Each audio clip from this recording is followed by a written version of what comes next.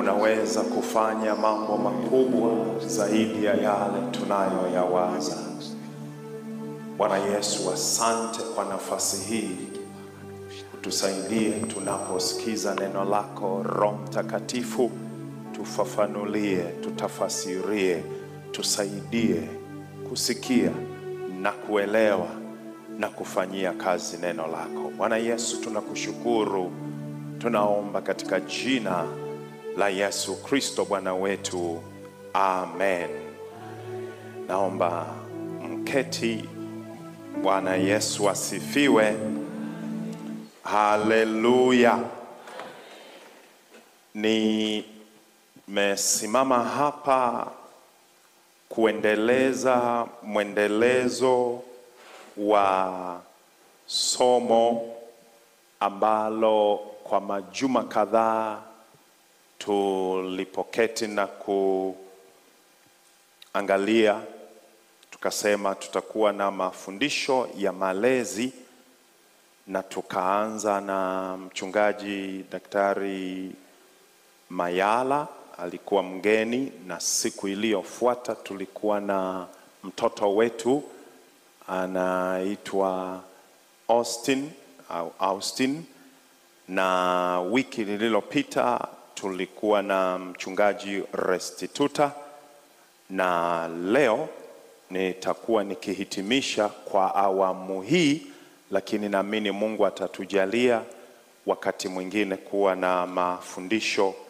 Naamini mafundisho ya malezi ni endelevu, haitafika mahali tukome kujifunza. Na katika kuendeleza na kuhitimisha kwa awamu hii, walionitangulia wamefunza mambo mengi mazito. Naamini ya kwamba Mungu ametupeleka hatua nyingine katika kile tunachokijua na tulivyoishi katika maisha yetu. Tusome kitabu cha Waefeso sura ya 6 ule mstari wa 10 na kuendelea.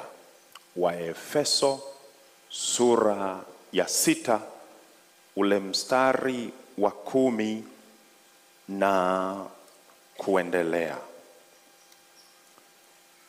Neno la Mungu linasema hivi: hatimaye mzidi kuwa hodari katika Bwana na katika uweza wa nguvu zake. Vaeni silaha zote za Mungu mpate kuweza kuzipinga hila za shetani. Kwa maana kushindana kwetu sisi si juu ya damu na nyama, bali ni juu ya falme na mamlaka, juu ya wakuu wa giza hili, juu ya majeshi ya pepo wabaya katika ulimwengu wa roho. Kwa sababu hiyo, twaeni silaha zote za Mungu mpate kuweza kushindana siku ya uovu, na mkiisha kuyatimiza yote kusimama. Basi simameni hali mmejifunga kweli viunoni, na kuvaa dirii ya haki kifuani, na kufungiwa miguu tayari tupatao kwa injili ya amani.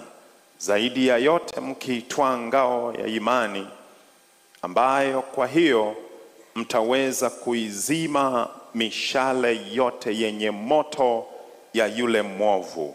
Tena ipokeeni chapeo ya wokovu na upanga wa Roho ambao ni neno la Mungu. Kwa sala zote na maombi mkisali kila wakati katika Roho, mkikesha kwa jambo hilo na kudumu katika kuwaombea watakatifu wote. Pia na kwa ajili yangu mimi nipewe usemi kwa kufumbua kinywa changu, ili niihubiri kwa ujasiri ile siri ya Injili, ambayo kwa ajili yake mimi ni mjumbe katika minyororo, hata nipate ujasiri katika huyo kunena jinsi inipasavyo kunena. Bwana asifiwe. Tunazungumza kitu kinachoitwa malezi. Malezi yanahusisha pande nyingi. Kuna pande ya mlezi, kuna pande au pande wa wale wanaolelewa. Pande hizi mbili zinategemeana, zinahitajiana. Na tunachokuwa tumekilenga hasa nyumba ya Mungu, familia za Kikristo, tunachokuwa tumekilenga sana kwamba tuweze kuona matokeo fulani katika malezi, sisi kama Wakristo yako mengi. Kwa kutaja vichache, niseme uko msingi unaoitwa imani thabiti katika Kristo Yesu. Tunatamani watu tunaowalea, iwe ni watoto wako wa kuzaa, watoto wa kupewa walee, uwe ni kiongozi katika ofisi fulani, kuna watu unalea, lakini matokeo ya kulea yanayotazamiwa, tunachokitarajia kuona katika malezi ni kwamba lazima tuone watu waliothibitika katika imani. Bwana asifiwe. Yani kama kuna malezi ambayo hatutaona eneo hili, tutajiuliza haya malezi yamelenga nini, yanatafuta nini, nini huyu mtu anataka kuachivu. Lakini malezi pia, ninapozungumzia habari ya malezi yoyote ya, tunatamani kuona zile values ambazo sisi kama mwili wa Kristo tunatarajia maisha ya mtu huyu, tunamwona anaishi namna gani. Kuna vipengele katika familia yetu, mimi ninataka au tunataka mtoto wetu, watoto wetu muishi namna hii. Bwana asifiwe. Kwa hivyo kuna misingi ambayo tunapokuwa tunalea, tunaisimamisha katikati ya watoto. Na hao watoto, wako watoto wameimba hapa, wameenda kwenye madarasa yao. Wako wengine watoto tumebaki hapa, na sisi ni watoto maana tumelelewa. Sasa malezi tuliolelewa, sielewi kama ndicho tunachoishi leo. Ninachotaka kuzungumza kwenye eneo la malezi ni kwamba malezi yoyote yanapokuwa yamefanyika au yanafanyika, matokeo ya tabia ambazo au maisha anayoweza kaishi mtu yanatokana na maeneo kadhaa. Yako mengine yanatokana na asili ya alivyozaliwa, ule mchango wa baba na mama, ile genes, akatokeza mtu anayeitwa msichana, mvulana, sasa ni baba, sasa ni mama. Maisha ya mtu huyu, kuna tabia zinazotoka kwa wazazi, lakini pia kuna mazingira, environment, wengine wanaita nurture. Mazingira kule unakopita yana mchango wa tabia au wa maisha unayoishi.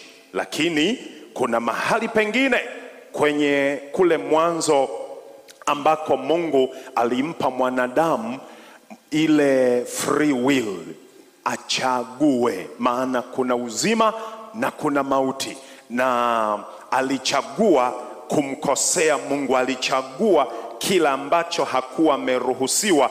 Sasa kuna kitu kinaitwa uchaguzi binafsi, individual choices. Unakuta kuna vitu vimewekwa, taratibu zimewekwa, values zimefafanuliwa, sisi ni wa hivi, lakini unakuta kuna mtu anachagua namna yake atakavyoishi.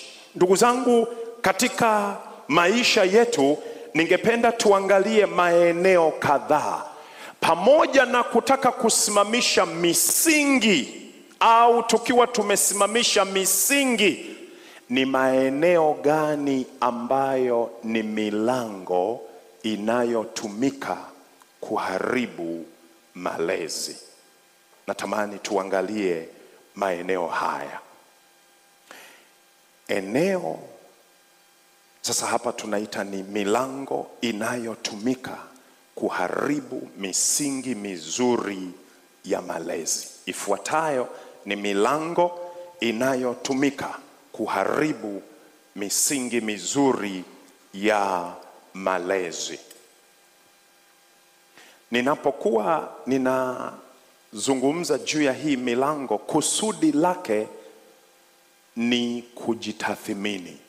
Tujitafute, tujiangalie, tujihoji, tujikague, tujitathmini kwamba katika eneo hili tunalozungumza ni namna gani. Waefeso walimwamini Yesu kama sisi tulivyomwamini. Lakini hawa Waefeso, pamoja na kuishi kanisani, kufundishwa neno, kuna mazingira ambayo Paulo anayafunua waliokuwa wakipitia, na ni mlango wa kwanza. Nitauzungumzia baadaye, nitakuja kumalizia mlango huu ambao kanisa tunahitaji kuwa macho.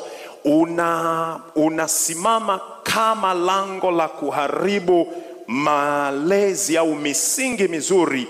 Eneo la kwanza, mlango wa kwanza ni vita vya kiroho, spiritual warfare. Paulo anawaambia Waefeso, hatimaye mzidi kuwa hodari katika Bwana na katika uweza wa nguvu zake. Anasema, vaeni silaha zote za Mungu mpate kuweza kuzipinga hila za shetani. Kanisa, sikia.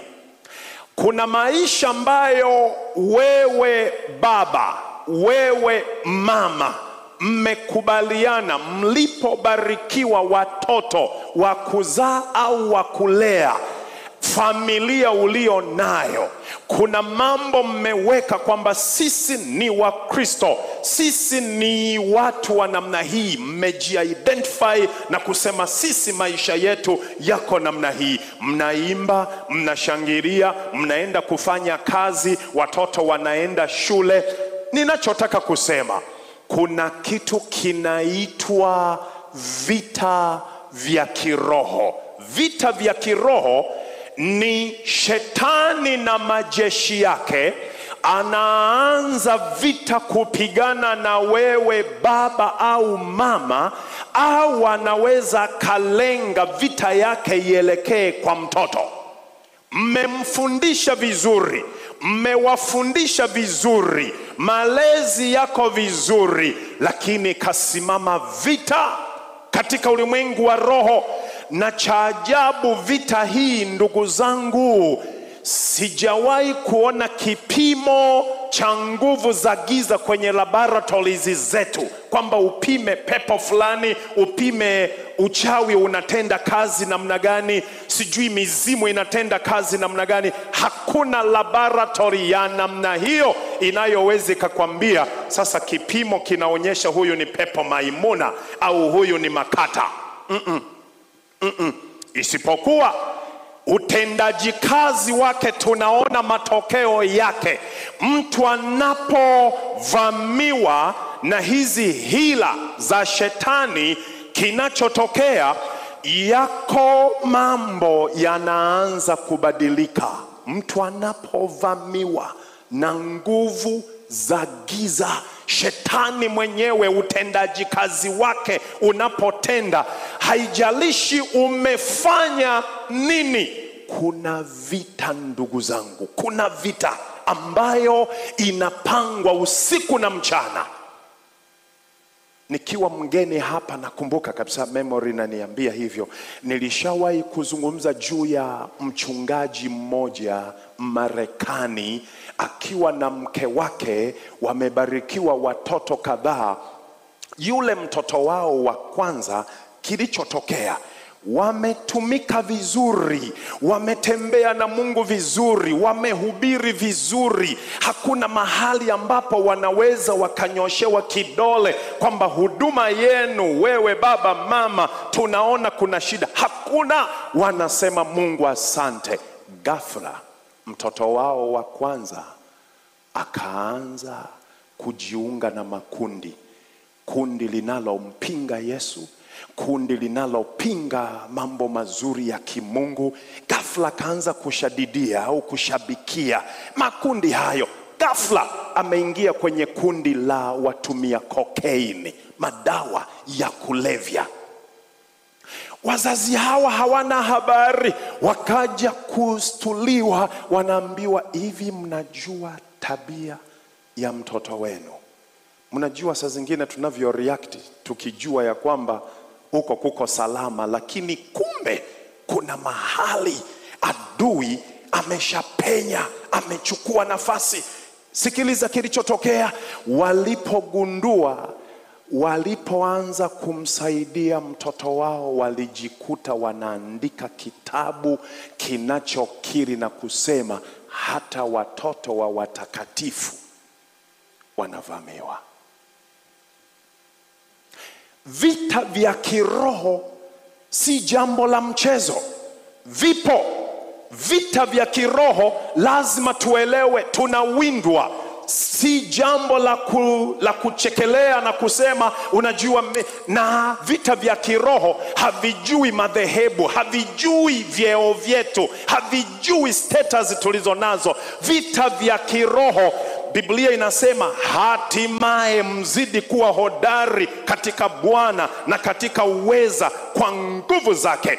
Vaeni silaha zote za Mungu mpate kuweza kuzipinga hila za shetani. My point here is, ni kwamba unapokuwa umewekeza imani kwa mtoto au mwenzi wako au nani, values hizo amezishika, usijisahau kwa kumsomea tu sheria na taratibu, na upande mwingine uelewe, macho yangu na yako yafunguliwe na kutambua ya kwamba yuko shetani asiyelala, asiyepumzika, anatafuta kuharibu misingi mizuri ambayo tumeiweka. Bwana Yesu asifiwe. Bwana Yesu asifiwe. Naamini mmesikia. Unakuta kuna mtu alikuwa akiendelea vizuri, anafanya vizuri, ghafla kuna jambo linaingia. Nitamalizia vizuri katika kipengele hiki, lakini nataka ni kumegee mlango mwingine wa pili unaotumika kuharibu misingi ya malezi. Mlango huu unaitwa ndoa, na ukiweka stroke familia. Ndoa ni muunganiko wa watu wawili wa jinsia ya kiume na kike, ndiyo ninayotambua. Na hawa watu wanapokuja pamoja, kuna misingi ambayo inakuwa imekusudiwa. Maisha ya wanandoa hawa yanatakiwa, yamekusudiwa kuwa ni maisha mema, kwamba taasisi hii inakuwa ni chombo kinacholeta uzao au procreation katika kuendeleza uumbaji wa Mungu. Sasa maisha ya hawa wanandoa, baba mama au mme mke, huwa katika ulimwengu wa roho. Tena katika kipande hicho ni kwamba adui ni mtaalamu wa kupanda magugu. Kwa nini?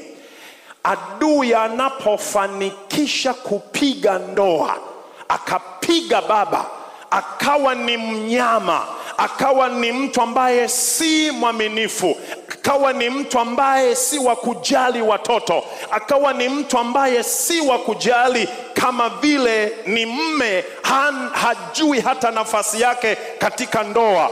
Amekamatwa na mambo mengi ambayo adui amefanikiwa kupenyeza. Maisha ya baba yanageuka, au maisha ya mama, adui akifanikiwa kuingiza vitu vichafu ndani yake, baba na mama hapo nyumbani inakuwa uwanja wa vita. Kinachotokea, kuna watoto hao wanaozaliwa mahali pale, kuna watu wanaoishi hapo nyumbani wakimtazama baba maisha yake Januari mpaka Disemba anaishi maisha ya namna gani. Badala ya kuwa mfano ambao watu wanaoishi pale nyumbani, watoto waliozaliwa pale nyumbani wafike mahali waseme ndio, kuna kitu kizuri cha kujifunza kwa baba, matokeo yake kuna vitu vya hovyo watu wanajifunza. Mama anaweza kugeuka, badala ya kuwa mama wa baraka, mke wa baraka, akageuza nafasi yake kuwa mlango wa adui kupenya na kuharibu atmosphere ya familia ile au ya ndoa ile. Matokeo yake ni kwamba kuna mambo yanaanza kuharibika katika jamii kwa sababu ya ndoa yangu au yako. Na Mungu atusaidie. Huu ni mlango ambao tunapofika tunaanza kujiuliza juu ya malezi tunayoyafanya. Ni kitu gani tunachokifanya tunavyoishi katika ndoa zetu? Mtoto fulani akasikika mahali akisema, ndio, hawa ni wazazi wangu kweli, lakini halo, hebu sikia, mtoto anasema ndio, hawa ni wazazi wangu kweli, lakini hebu tuiweke kwenye vipande. Hebu fikiria, mtoto anafika mahali anasema ndio, ni baba yangu kweli, lakini ni mama yangu kweli, lakini. Na hapa tunatarajia tunyanyue watu ambao wana misingi ya imani, wana misingi ambayo tunapotazama maisha yao tumuone Mungu, tuone tabia njema. Ndugu zangu, nilisema tunajikagua, tunajitafuta, tuko wapi? Ndoa yako iko namna gani? Baba, maisha yako ya kwenye ndoa yako namna gani? Mama, maisha yako ya kwenye ndoa yako namna gani? Kizazi tulicho nacho hiki, familia hiyo hapo nyumbani, watu wanasema, wanawashuhudia namna gani?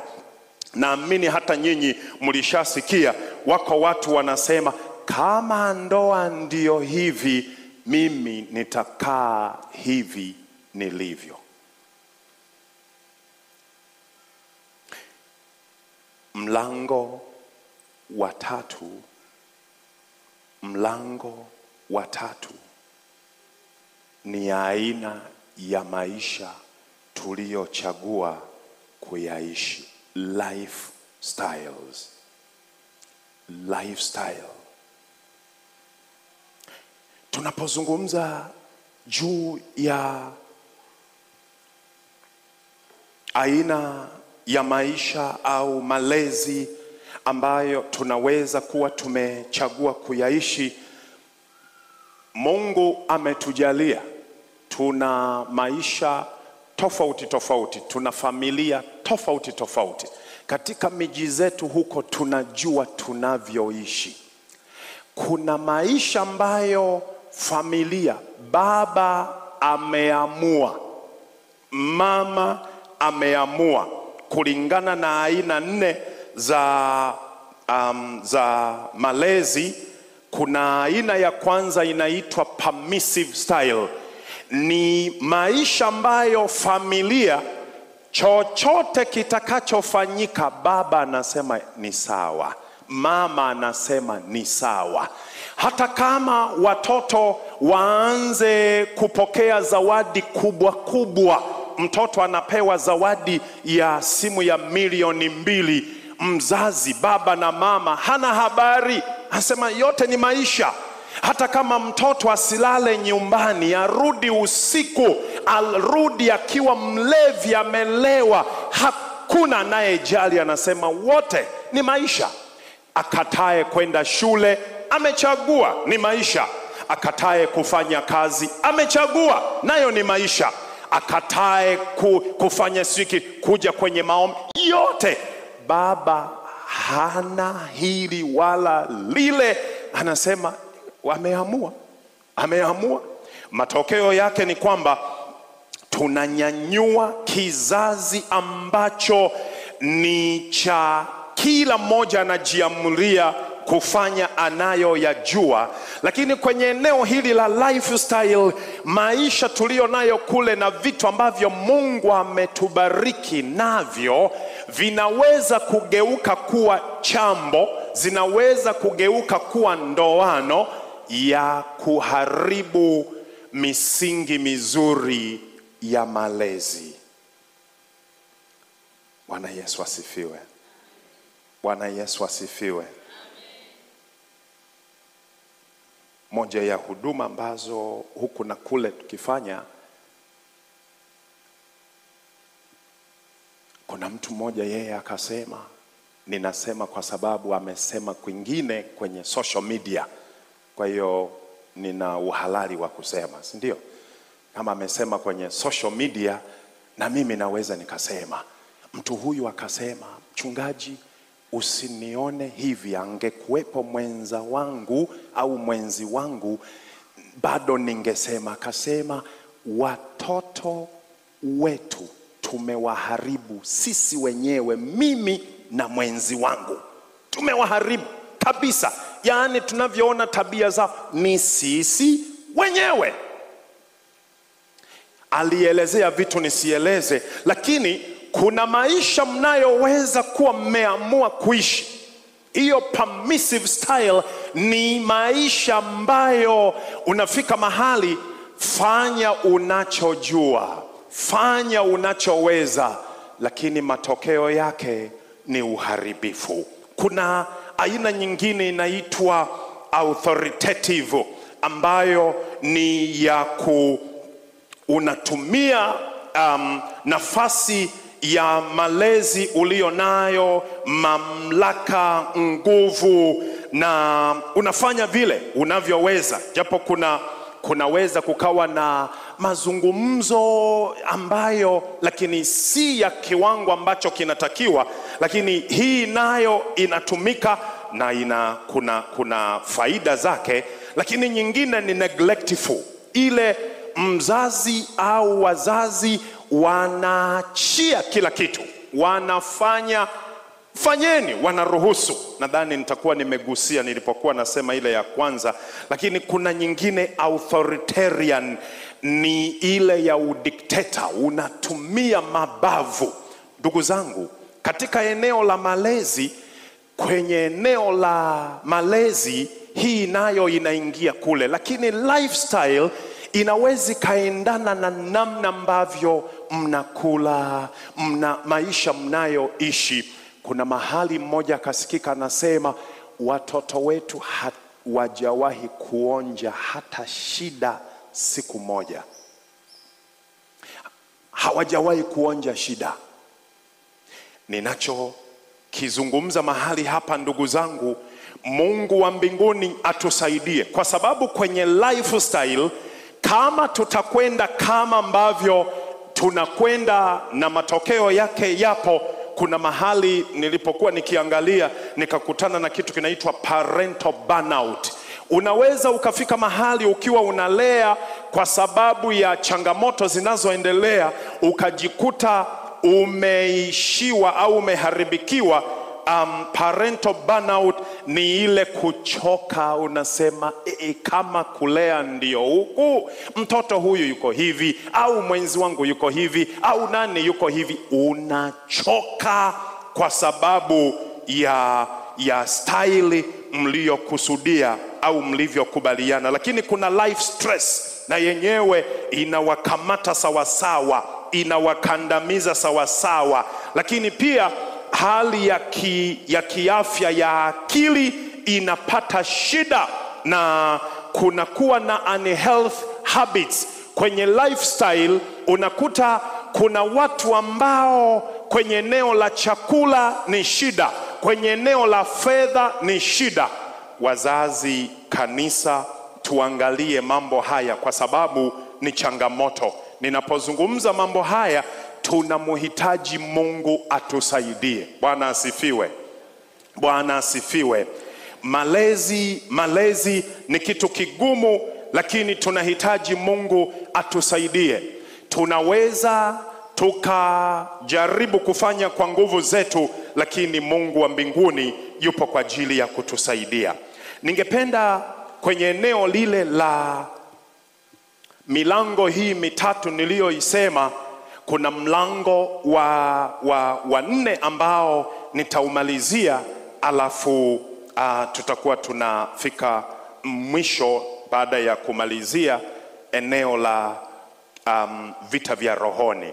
Kuna kitu kinaitwa utandawazi. Mlango huu umetenda kazi. Utandawazi tunaujua. Utandawazi ni kitu ambacho kila mmoja amekikimbilia kwenye familia, na saa zingine bila kiasi tumejikuta tuko huko, tumevamia, tumegrabu kila kitu, na matokeo yake utandawazi umekuwa mwalimu, umekuwa kichocheo kikubwa cha tabia za watoto wetu. Hebu sikiliza. Unaweza ukatushuhudia ukasema, namshukuru Mungu, nafundisha watoto wangu wako hivi, tena namshukuru Mungu wengine wako mahali fulani. Kitu ambacho kinafanyika ni hivi: tunapokuwa hatuna hawa watoto, ndio maana saa zingine usilaumu mtoto kwamba wewe kwa nini umefanya hivi. Ndio kuna ile kuwajibishana, lakini nitakapomalizia vita vya kiroho utajua connection yake. Ni kwamba utandawazi unamwacha mtoto yuko peke yake chumbani kwake, skrini iko pale, laptop iko pale, iPad iko pale, simu iko pale. Vyote hivi ni dunia inayomzunguka. Wi-Fi iko mahali pale 24 hours. Wazazi mtaenda kulala, au walezi mtaenda kulala, wachungaji mtaenda kulala, kila mmoja anaanza uwanja wake, anaingia kwenye dunia anayoijua. Juzi tulikuwa tunaomba na mke wangu, na mtu mmoja juzi, nikisema juzi ni juzi, mazingira ambayo mtu huyu amekamatwa na ulimwengu ule, ni kwamba mazingira hayo iko nguvu iliyomkamata mtoto huyu. Katika kumkamata ni kwamba inaunganisha na ile ambayo mzazi alisema tumesababisha. Tulipokuwa tukiomba, adui alichokisema ni kwamba nguvu ile inatenda kazi kutoka kwa ndugu ikiunganika na utandawazi.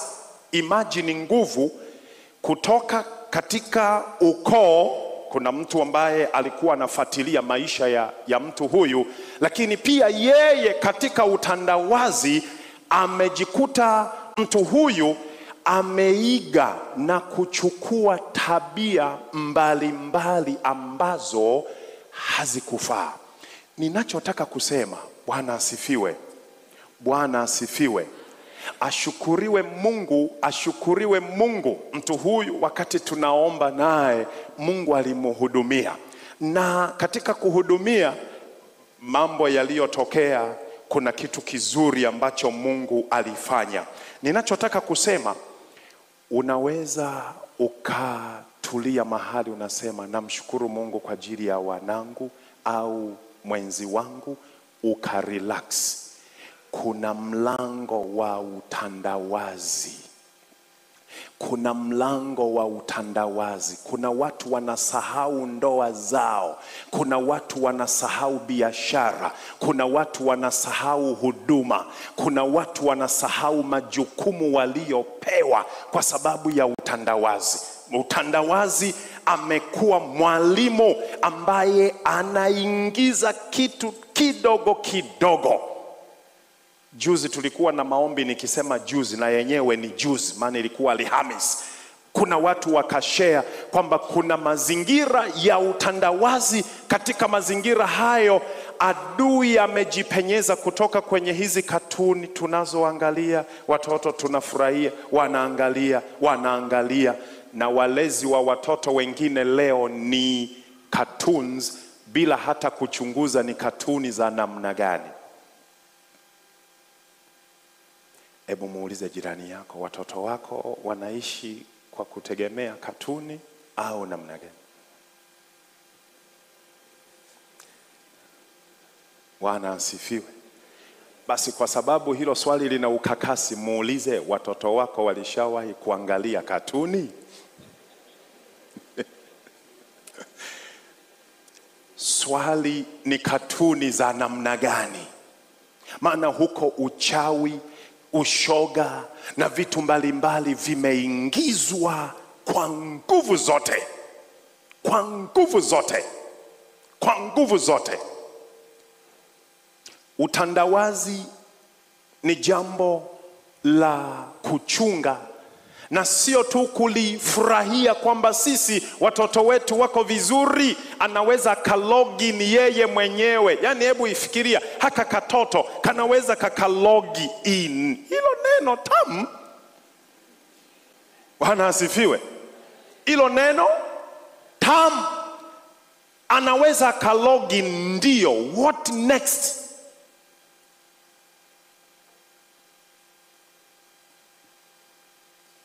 Nakumbuka miaka kama 10-15 iliyopita, mtoto mmoja alikutwa ameangalia kwenye skrini vitu alivyokuwa anaangalia vikambakisha amebung'aa tu namna hii. Yani wazazi wanamkuta, mtoto vipi? Consciously hayuko vizuri kwa sababu ameingizwa kwenye ulimwengu aliyokuwa na yatazama. It's beyond umri wake. Na sisi tunasema tu ndio anajua kulogin, anaweza kafaa kulogin. Hebu muulize jirani yako, unaweza ukalogin? Bwana asifiwe. Bwana asifiwe. Ndugu zangu, nazungumza kitu ambacho sio rahisi, ni kigumu. Nataka kumaliza kwenye eneo la spiritual warfare.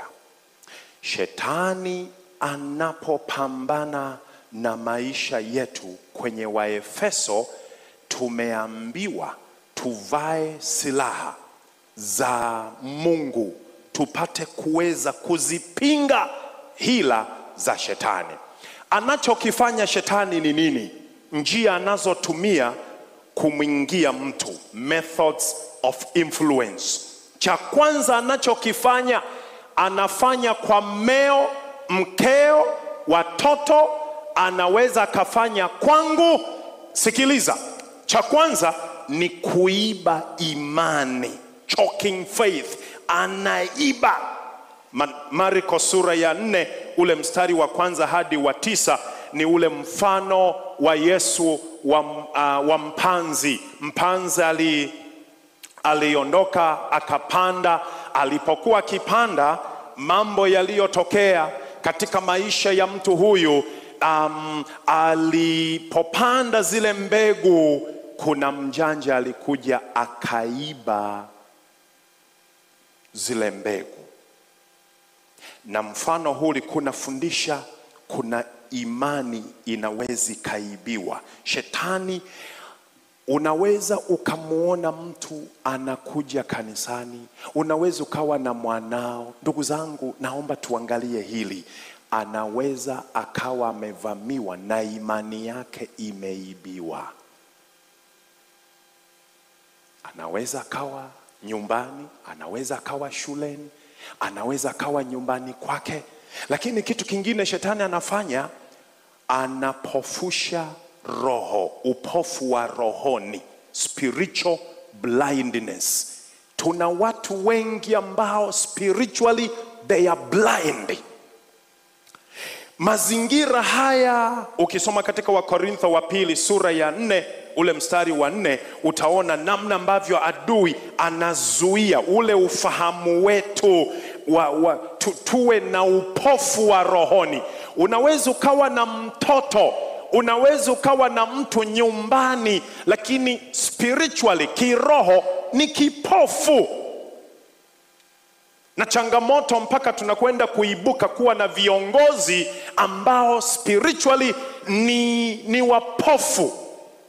Mungu wa mbinguni atusaidie. Lakini jambo jingine shetani anafanya ni kudanganya, deception. Kudanganya, anadanganya, ana triki, maana yeye ni baba wa uongo. Ukisoma Wakorintho wa pili sura ya 11 mstari wa 13 hadi 15, hebu utaisoma kwa wakati wako, lakini hapa inaonyesha shetani ni baba wa uongo. Anatumia triki mbalimbali. Anaweza akaingia kwa mtoto na kudanganya. Igizo lililoigizwa wiki iliyopita na watoto wetu, anafika mahali shetani anamwambia mtoto, unajua neno la Mungu linasema duniani wawili wawili. Ni mtoto wako anasikizishwa udanganyifu. Shetani anaiba kile kilichoko huko ndani. Kwa hivyo kutoka darasa la 3 mtoto anasikia, la 5 anasikia, anafika mahali anaanza kupractice uongo, udanganyifu wa adui. Malezi yana gharama, ndiyo maana tuzivae silaha za Mungu ili kushindana kwetu tujue ya kwamba ni vita vya rohoni vinavyopigwa kinyume na watu wa Mungu, kutaka kuharibu kizazi tulicho nacho. Udanganyifu. Kingine ni jaribu, temptation, kujaribu. Mathayo sura ya 4 mstari wa 1 hadi wa 11 ni pale Yesu alipojaribiwa na shetani. Watoto wetu, mme, mke, sisi sote tunaweza kujaribiwa. Tunajaribiwa kwa mambo mengi. Tunajaribiwa kwa kuingizwa hata katika ushirikina. Tunajaribiwa kuingizwa katika mambo machafu ya kidunia ambayo wako wakina baba wamejaribiwa, wameingia kwenye uzinzi. Wapo akina mama wamejaribiwa, wameingia kwenye uzinzi. Wako viongozi wamejaribiwa, wameingizwa kwenye mambo ya rushwa, utapeli na uuaji. Wako watu wameingizwa katika mambo mbalimbali. Shetani anajaribu, ni adui anayeingia na penya na anafanya jaribu lile. Unapojaribiwa, watoto wanajikuta, wewe uko nyumbani, mtoto yuko boarding, anaingizwa mahali ambapo jaribu linamwelemea, anaingia kule. Mambo mawili ya mwisho analofanya shetani, la jingine ni kushtaki, accusation. Anatushtaki. Mara zote yeye ni mtu wa kushtaki watoto wa Mungu. Lakini jambo jingine shetani anachokifanya ni kumwingia mtu moja kwa moja, kumwingia mtu moja kwa moja, direct entry into individuals. Luka sura ya 22 mstari wa 3, Yuda alikuwa kwenye umati ule wa wanafunzi, ghafla aliingiwa na shetani. Bwana Yesu asifiwe. Acha nikuulize swali, kama utakuwa mwaminifu au nikiwa nauliza swali najiuliza na mimi, hata kama usinyoshe mkono ukajibu. Je, ulishawahi kuona watoto wako wameingiliwa na roho ya shetani na ukagundua, mwanangu, hiki sio kitu cha kawaida? Ulishawahi kuona mkeo ameingiliwa na roho mpaka ukashangaa, unasema no, hiki kitu hatujafundisha hivi, hatuna hiki hata kwenye ukoo wetu, hatuna. Nini shetani anachokifanya? Anatafuta kuvuruga watoto wa Mungu, anataka kuvuruga familia, anataka kuvuruga maisha ya watu wa Mungu. Mimi ninachotaka kusema, Mungu atusaidie. Kuna nguvu ya Yesu tukiivaa, haleluya. Nguvu ya Yesu tukiivaa kila kuitwako leo, tukaruhusu nguvu ya Mungu, tukiruhusu macho yetu ya rohoni yafunguliwe, tutaona, mtoto wangu, hii sio hali ya kawaida. Mme wangu, hii sio hali ya kawaida. Mke wangu, hii sio hali ya kawaida. Jirani, kuna kitu hiki. Maana macho yetu ya rohoni yatakuwa yamefunguliwa. Macho yetu ya rohoni yakifunguliwa, kuna mambo tutaona katika malezi yetu tunayokusudia kusimamisha misingi mizuri ya kifamilia au ya kimungu, tutaiona. Neno ambalo ninalikopa kwa mtu mmoja anasema hivi: katikati yetu tunahitaji kuwa na jeshi la wanaume na wanawake wenye hekima, waliosambazwa ndani yetu, jeshi ambalo kwa upole na utaratibu linapenya, likiwa na nguvu ya watu wenye hekima waliojawa na nguvu ya Mungu. Baba na mama wawe jeshi lenye hekima linalopenya kwenye mioyo ya watoto, wakitambua yanayoendelea. Si watu ambao wanajikuta wanashangaa, kumbe macho ya watu hawa yakiweko yatasaidia. We need an army of wise men and women distributed among God's people, armed only with gentle discernment and penetrating wisdom. Nguvu ya hekima inayopenya katikati yetu. Somo la malezi tunaweza tufundishe mpaka Disemba, lakini kwa awamu hii Mungu wa mbinguni atujalie tuishie mahali hapa.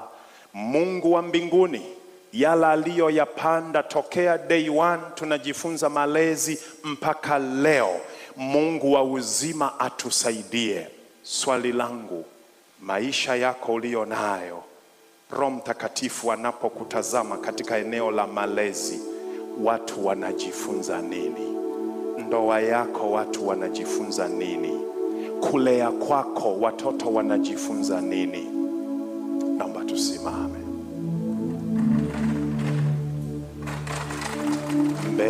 Mbeleni na endelea, ninazidi kutembea, maombi yasikie, Bwana nipandi, Bwana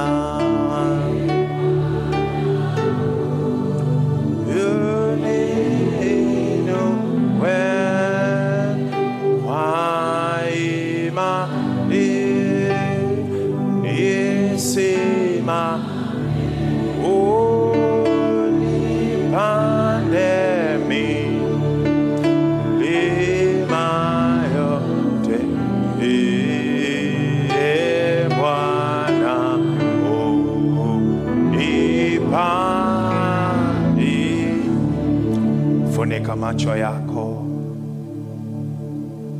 Naomba mwambie Mungu maneno haya. Bwana Yesu, mimi ni mlezi, naja kwako.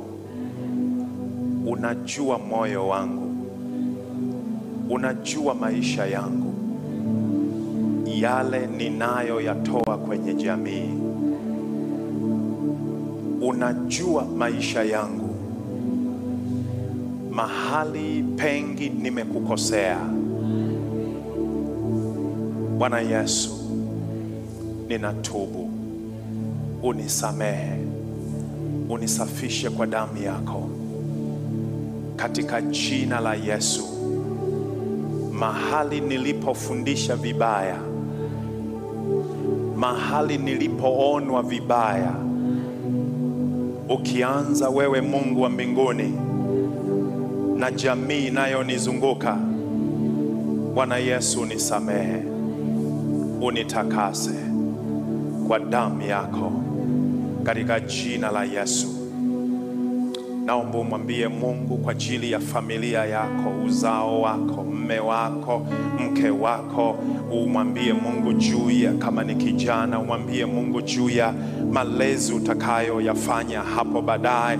Mwambie tu Mungu, tumwambie Mungu. Wako watoto wanajiuliza, hivi kama mzazi wangu ndo wa hivi, wazazi wangu wa hivi, kama walezi wangu ndio wa hivi. Hebu tumwambie Mungu, tuombe hata hao watoto, tuombe uzao tulionao, watoto tunaowalea, wenzi wetu. Mwambie Mungu mahali ulipo. Baba, katika jina la Yesu, wewe ni Mungu uliye hai. Unatamani tupandikize misingi mizuri ya kimungu katika maisha yetu, lakini Bwana unajua maisha tunayoishi. Ninaomba mchana wa leo unisaidie mimi katika jina lako. Ninaomba rehema na neema yako, na ninaomba kwa ajili ya baba na mama huyu. Unajua katika familia zetu namna ambavyo Mungu tunaishi, unajua yale tunayotengeneza katika familia zetu. Katika familia zetu tunakuja kwako tukiomba kwamba Bwana wa uzima utusaidie, neema yako, uweza wako ukadhihirike. Mawazo yetu Bwana, Mungu ukayatahiri, ukayasafishe, ukayatengeneze kwa upya kwa jina la Yesu. Mawazo potofu, mawazo yaliyoharibika, Mungu katuondolee, bali Bwana tukasimame katika uweza na nguvu zako, ili tukazipinge hila za huyo shetani. Baba, asante. Watoto waliotekwa katika maisha yao, roho za ulevi, roho za mitandao ambayo wanajifunza mambo mabaya, tunawakomboa na kuwaweka katika mikono yako kwa jina la Yesu Kristo. Watoto ambao wako influenced na ushirikina, Bwana Yesu, tunawakomboa kwa jina la Yesu. Watoto ambao hawatamani ndoa tena kwa sababu ya wazazi wao, Mungu tunakomboa fikra zao kwa jina la Yesu. Watoto ambao wamejiunga katika makundi ya wizi kwa kuona wakubwa wakifanya, Bwana Yesu, tunakomboa uzao wetu, tunakomboa watoto hawa kwa jina la Yesu. Wenzi wetu, walezi wetu, tunakomboa maisha yao. Baba, asante kwa sababu wewe ni Mungu uliye mwaminifu. Tunaomba utusaidie, neema yako ikapate kudhihirika katika maisha yetu. Pokea sifa, heshima na utukufu katika jina la Yesu Kristo Bwana wetu. Tunaomba na kuamini, tuseme amen.